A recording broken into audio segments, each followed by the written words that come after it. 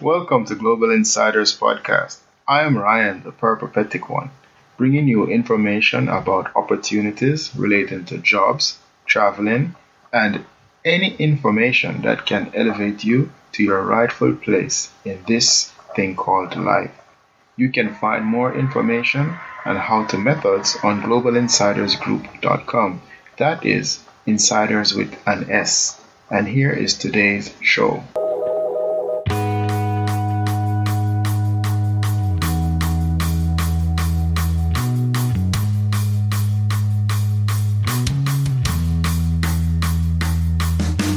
Hello, insiders. Today I'm very happy because I have the person who was my very first guest back on the show.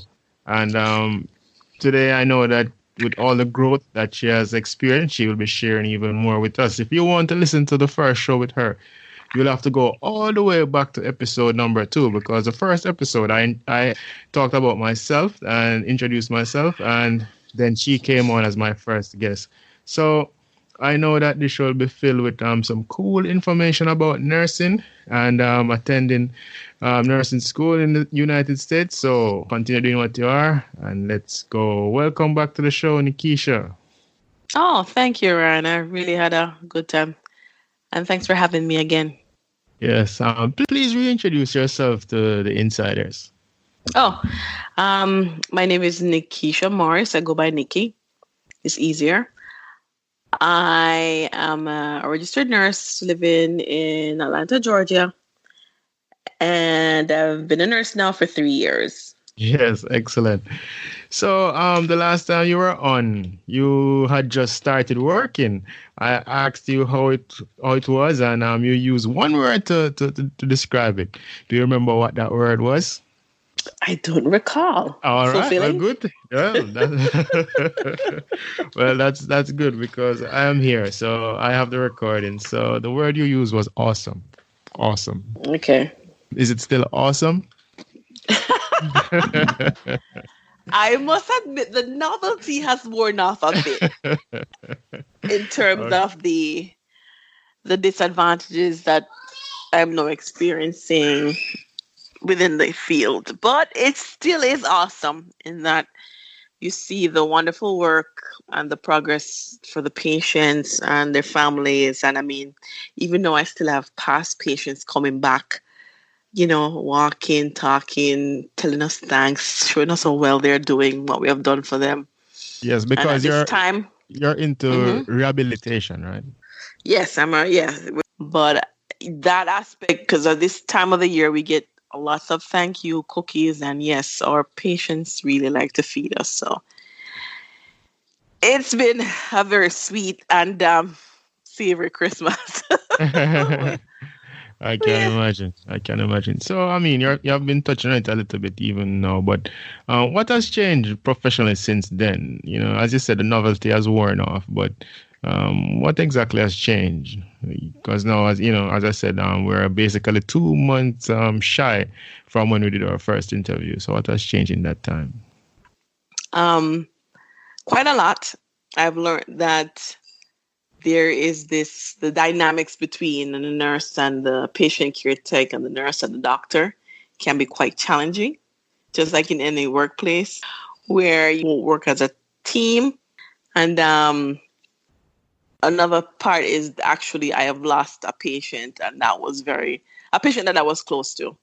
And that was difficult for me. I didn't think it would be so heartbreaking, but I actually started crying on the job. I had to take a moment to gather myself and my emotions. So, as I said, it just shows you the ups and downs of the whole industry. Okay, so is that like a no not to cry on the job?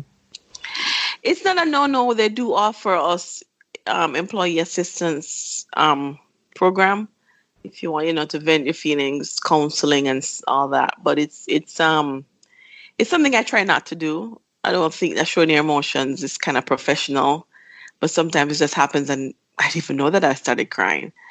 So it's just, to me, it's not professional. Like, 'cause you're trying to be there to comfort the family, but yet you're crying.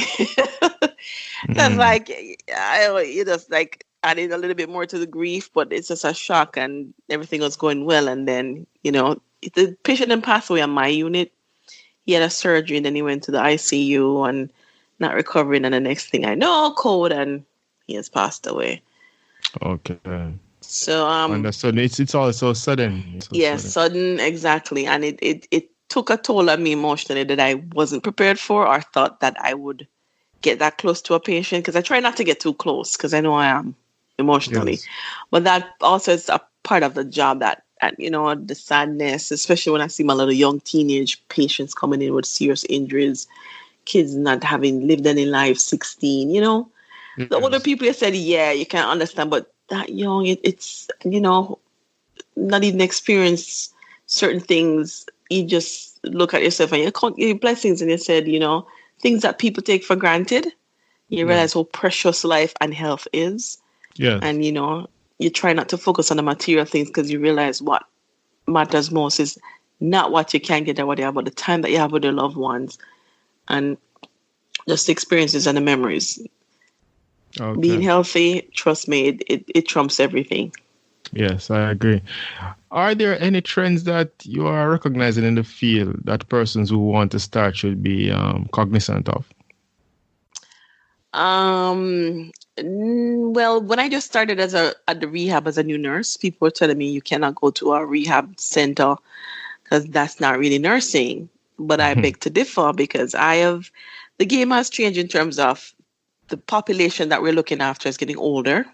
Yes. And unfortunately, people are getting sicker because I've had patients who were just medically sick. Like I'm getting patients who have injuries with comorbidities. They have diabetes. They have coronary heart failure. They have kidney failure. They have HIV. All these other things just come into perspective, and I'm realizing, okay, people really are getting sicker. So rehab is not what it used to be in terms of just rehab only. There's a med surg side to it, the medical surgical side to it, post-operative, pre-operative, And Yes. I've given blood transfusion. I've started IVs. I've given heparin drip, which is a blood thinner drip, which is very, very, you just got to monitor that a lot. I mean, all these things that you would do on a typical medical surgical unit, have had experience on my rehab Okay. floor. So people really are getting sicker. Kidney transplant patient coming in. It's just a lot. It's just a lot. It Okay. is. So that's a Hmm. trend basically that it's not just Yeah. about injuries and traumas really. It's also about people just, major health issues based on lifestyle. Correct. Okay, Exactly. understood. Okay. So regarding accreditation, is there anything that you're trying to get at this time to further your desire to further your qualifications? Well, for personal reasons, I've not yet pursued my master's. I'm not going to do nurse practitioner because in this market in Georgia, I realized that there isn't a demand for nurse practitioners or family nurse practitioners. It's very difficult to get a job without experience, and it takes a while. So I'm thinking a master's in education, but not quite. I have a few more years. But no, I'm doing certifications. Like I have my advanced certification for life support, ACLS. So that's more than basic life support, like basic CPR. You're talking about pushing, like if somebody codes and have a code blue where they lose their pulse, you know what drug to push, what thing like epinephrine, norepinephrine. So I'm doing that course and I'll get certified in April. I'm also doing things at work like presentations for education. I'm also what we call a skin champ, where I'm like a secondary to the wound nurse because we have a special wound nurse. So I've been certified and trained by her to do certain orders, take care of skin, and that makes me a resource person for wounds and skin issues on the unit where I am. So nursing, as I said, is very diverse. It's very great. And we are cross training to also go on our spinal cord injury floor. So sometimes I'm floated there, and I also pick up in our pain clinic, which is our Dean Stroud Pain Clinic, which is really a great experience for me. So I'm taking in a lot just at that one facility. and looking at different aspects and getting different experience throughout Shepherd Center and what we do and what we have and what services available. I think I'm going to do the multiple sclerosis day clinic and probably the Yes. vision clinic sometime in the future, but I kind of have to hold off for personal reasons until I get the little one into a pre-K. Understood. Um, for some persons who are in school now, I spoke to another nurse, and she was talking to me about nursing assistants and the Hmm. qualifications. What qualifications do people need to get this job, especially in a rehab center? Well, you can start as I know nurses who have taken different routes, but no for Jacob um no for not I should say Jacob for what we're recognizing is this trend towards being a bachelor's certified nurse, meaning that you have to have your 4 year degree. A bachelor's is what they're looking for. Because I have some coworkers who are nurses, but they have an associate's degree. So they have all upgraded to their bachelor's now. And I realize there's this push on this drive for nurses who have a bachelor's, Oh, nurses who okay. have a bachelor's degree. So they're pushing towards that more and more. And even a lot of the nurses are going back for their bachelor's. Licensed practical nurses are now becoming baccalaureate nurses. So that's the drive and push. Like a lot of the facilities are requesting that you're a bachelor's nurse, bachelor's level But nurse, but bachelor of science of nursing. but to become a nursing assistant, what do you have A to do? nursing assistant, it depends on the facility. For our facility, you do not need to have special skills like CPR trained. When you guys call nursing assistant, we call it a patient care tech, a PCT. You do not Okay. have to have special training at our facility, but I know, for example, some institutions require that you have CPR and you're a certified nursing assistant. I mean, you went through a program, did the certification, and you're called what you call a CNA. There are some Okay. facilities that definitely require that training, but for us, I know we don't because I remember some of our PCTs were very upset, or nursing assistants were very upset that some of them are certified nursing assistants where they've been through the process, did their certification, and then there are people who are earning the same as them who has no qualifications at all.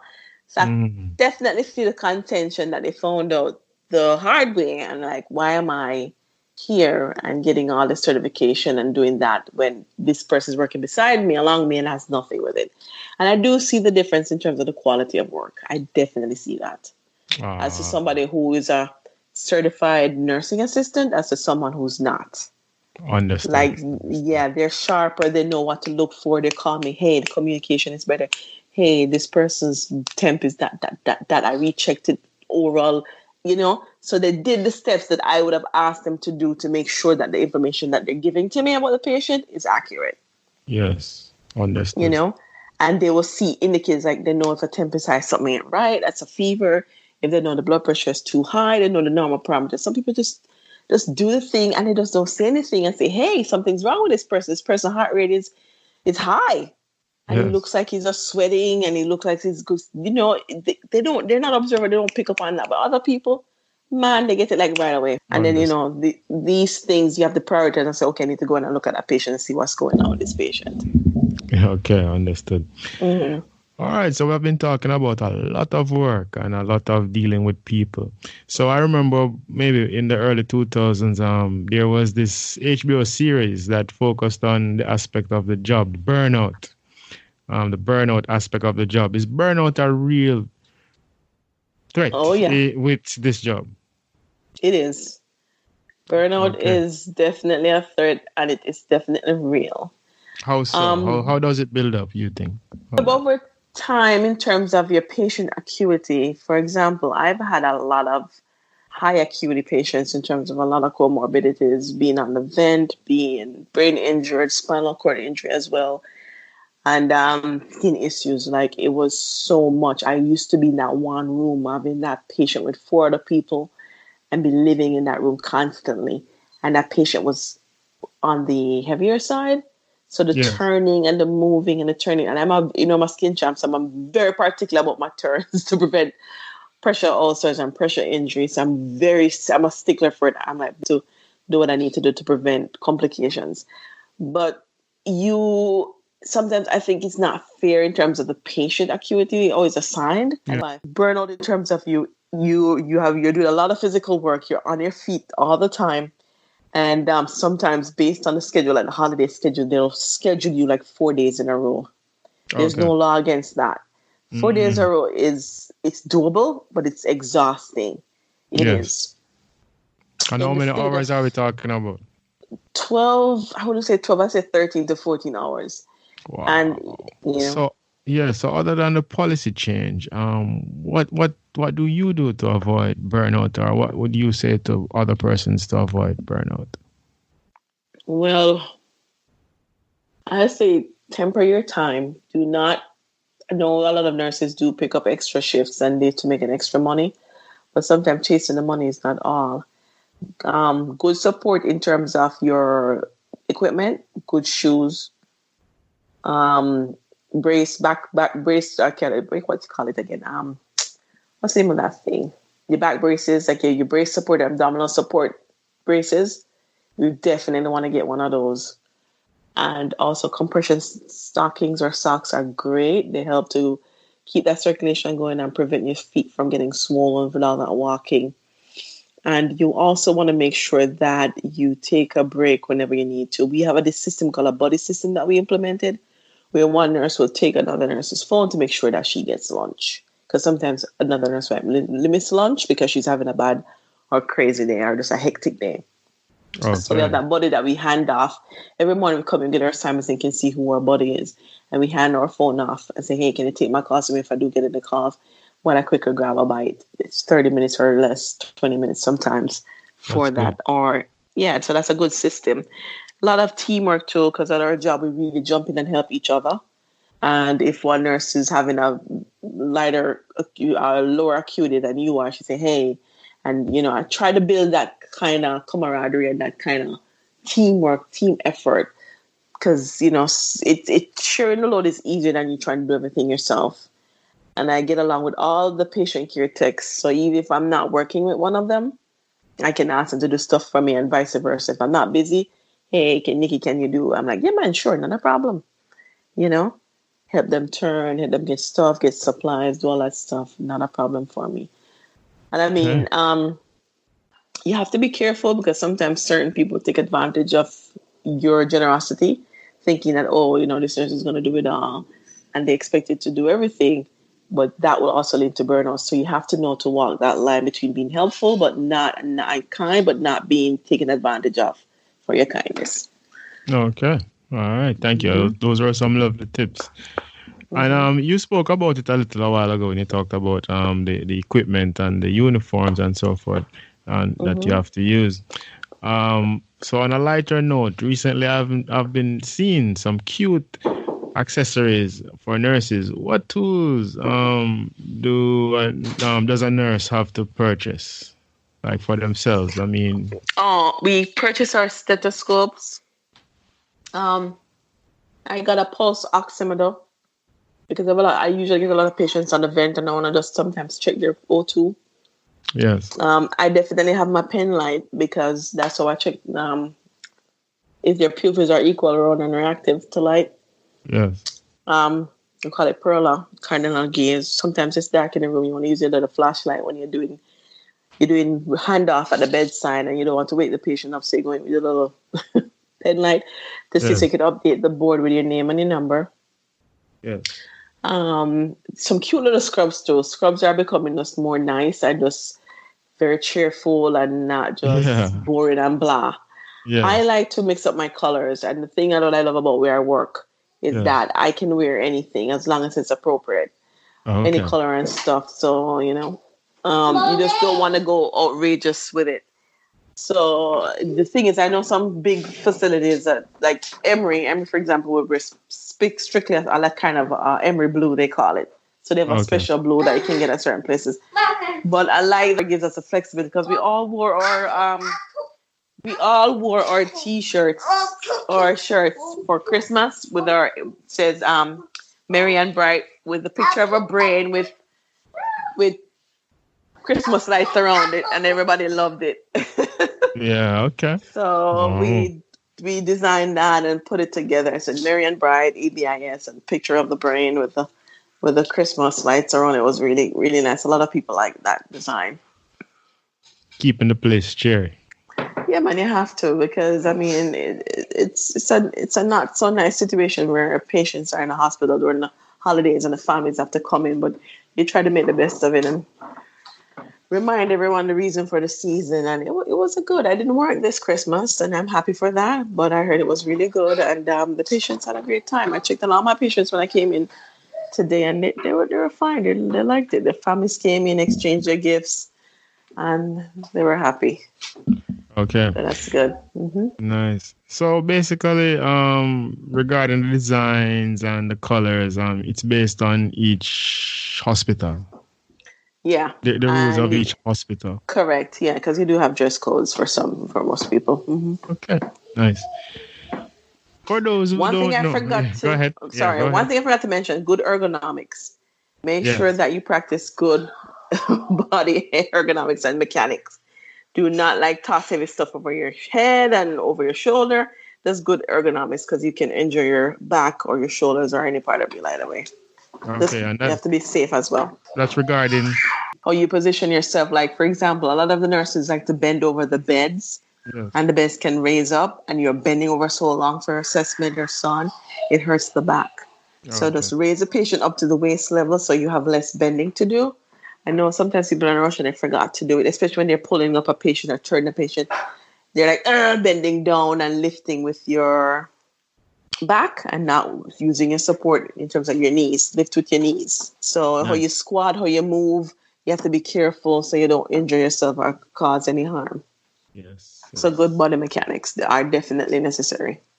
Sounds Yes. simple, but it trust me, This I've is seen yeah. people injure themselves just by doing not considering or doing that. So I'm getting the feeling that you probably have to be in the gym a lot. Also, it would be a good advice really for a nurse to It go to would the be, gym. yeah. Yeah. Even if you Well, do some kind of yoga or meditation, it would be good for you to get to the gym because you're running a lot. Or even just having some, you don't even have to do it really crazy, but sometimes we even, it's kind of silly because we're getting in shape for 2020. So we have this session that we all get together for like little 10 minutes workout on our iPhones. yes. And somebody will run the session and we press on the wall or we hold it.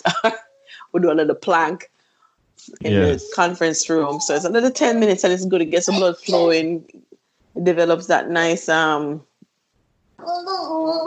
team effort too, to do something as a team and to grow close as a team. Because you spend, 12 to 14 hours a day with these people. Yes. So it's nice to have that nice rapport, Yes. that Of good course. rapport. Of course. hmm Of course. For those who don't know, you had a whole other career before changing to nursing. Many persons want to quit their jobs, but they fear making a move. I want you to share your experience surrounding this. First, let's talk about the career and its responsibilities, and then let's talk about how you gather the strength to quit. Yes, because sometimes I'm thinking, what the heck did I do? And I just did it. Yes. So But yes. So can we it just was touch on a that? What you it did was a before? I worked in, well, it's not a far stretch from what I do now. I worked in the hospitality and tourism industry, which was basically customer service. And with Yes. nursing now, it does require customer service and professionalism as well. But you were, But but it wasn't just customer service. You had a title. What was the title? yeah, I was a reservations manager for couples resorts. Okay, well, you're a And manager. Yeah. yeah, true. And right Yes. now, they have requested that I train as relief charge nurse, and I'm like, no, because I just do not want to get into middle management anymore to the point where I get all that stress. Yes. And it's even more so with being a charge nurse or relief charge nurse because you have to go to calls, you have to get this, meetings. I'm like, I am just not at that point in my life. I just want to, where my career path is taking me is to go to education and to perhaps teach later on and just do certifications as a nurse and get experience elsewhere.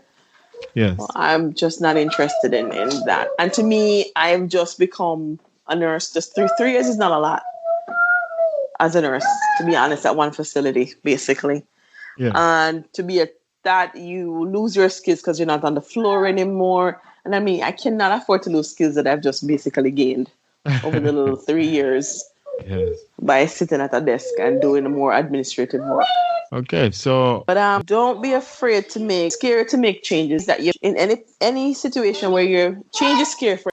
yeah. Making the change or in anything in life is scary, especially when you feel like you're starting all over from scratch to do it. But it's a career choice and that I've made that I have no regrets. I've learned so much in such a little time. And the times that I work suits my lifestyle very well. I'm able to spend more time with my family. Yes. And if I choose to pick up extra shifts at certain time, it's my flexibility. Nursing offers so much in terms of opportunity, what you want to do, flexibility with work. To me, it's just ideal for me, and I love it.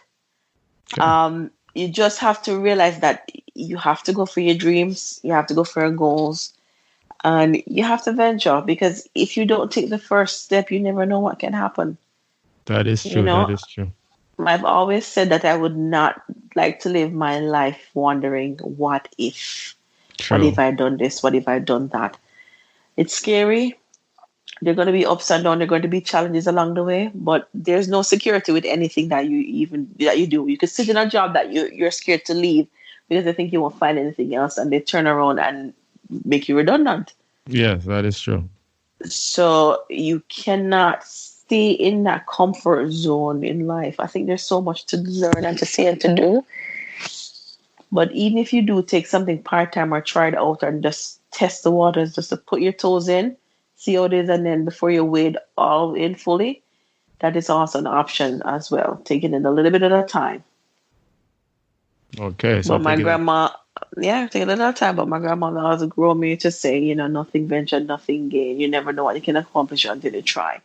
And failure is an opportunity to grow. Always remember that. I like that. I like that one. I mean, it's something you hear all the time, but I like it. Yeah. No, it is. You learn from it, because there's no one in this world who is a successful business person or mogul who has not made any mistakes. If you read their biographies and listen to their interviews and stuff, these are people that have gone through trials and tribulations, and they didn't just come up overnight. They put in the work, they learn from the mistakes, and they move on. If you listen to the guys on Shark Tank and tell you how they started their business, how they became billionaires. It all started with trial and error. Sounds good. Sounds really good. Thank you for that. Since you were my first, you didn't get a chance to do the rapid fire section, which I added after maybe the 20th show. So let's go for it. What's rapid fire now? Explain that to me. Don't worry. You just answer like with one word or a sentence. If you want to do more than a sentence, you can, but no more than two, really. Okay. So when I say travel, what comes to mind? Japan. Okay. Nice. Future. Career, travel, baby. Okay, nice. Life. Love, laugh, live. Okay, nice. Thank you so much for coming on the show, Nicky. I listened to the old show before doing this one. It was really filled with great tips. I am sure you are an unsung hero to some of the listeners. So thank you, and keep on reaching for the stars. Thanks for listening today. I hope you are inspired. You can find more helpful and motivational material at globalinsidersgroup.com. That is, insiders with an S. You can also keep in touch at Global Insiders on Instagram. See you next time, but remember, you can be your own superhero. Bye.